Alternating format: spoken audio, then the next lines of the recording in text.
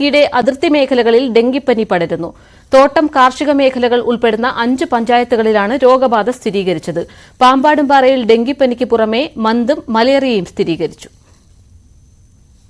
അതിർത്തി പ്രദേശങ്ങളായ കരുണാപുരം, പാമ്പാടുംപാറ, ഉടുമ്പൻചോല, ശാന്തൻപാറ, നെടുങ്കണ്ടം പഞ്ചായത്തുകളിലാണ് പകർച്ചവ്യാധികൾ പടരുന്നത്.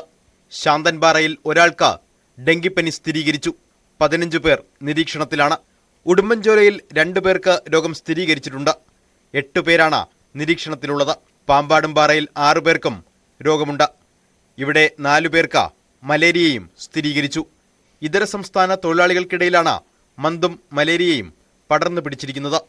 ഇപ്പോൾ കുറച്ച് നാളുകളായിട്ട് 2-3 മാസമായിട്ട് നമുക്ക് ഇവിടെ കുറച്ച് പനികൾ റിപ്പോർട്ട് ചെയ്തിരുന്നു. അപ്പൊ അത് കൗണ്ട് ഒക്കെ നമ്മൾ ടെസ്റ്റ് ചെയ്തപ്പോൾ NS1 ആന്റിജൻ കുറച്ച് പോസിറ്റീവായിട്ട് കണ്ടു. അപ്പൊ ആളുകളൊക്കെ കുറച്ച് പാനിക്കായി ഡെങ്കുവിന്റെ ഒരു ഭീതിയിലേക്ക് വന്നിരുന്നു. അപ്പൊ നമ്മളത് കൂടുതൽ ടെസ്റ്റുകൾ ചെയ്യാനായിട്ട് നമ്മൾ IgM IgG ഒക്കെ ചെയ്തപ്പോൾ അതും ഇടവിട്ട് 1-2 പോസിറ്റീവുകൾ കുറച്ച് കിട്ടി. പിന്നെ നമ്മൾ കൺഫർമേറ്ററി ടെസ്റ്റ് ആയിട്ട് ഇത് എലൈസ ടെസ്റ്റ് ആണ് ചെയ്യുന്നത്. അതിന് വേണ്ടിയിട്ട് നമ്മളൊരു 8 സാമ്പിളുകൾ നമ്മൾ താലൂക്ക് ആശുപത്രിയിലേക്ക് അയച്ചിരുന്നു. അതിൽ കിട്ടിയ റിസൾട്ട് അനുസരിച്ചിട്ട് നമുക്കൊരു ഡെങ്കിപ്പനി മാത്രമാണ് പോസിറ്റീവായിട്ട് കിട്ടിയിരിക്കുന്നത്. കരുണാപുരത്ത് 3 പേർക്കാണ് ഡെങ്കിപ്പനി ബാധ. ഇവിടെയും 6 പേർ നിരീക്ഷണത്തിലാണ്. നെടുങ്കണ്ടത്ത് 11 പേർക്ക് രോഗബാധ സംശയിക്കുന്നുണ്ട്.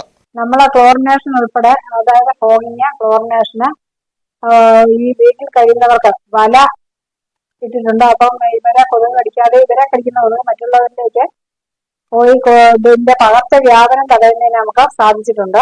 എല്ലാവരും തന്നെ വലയ്ക്കകത്താണ് കഴിയുന്നത്.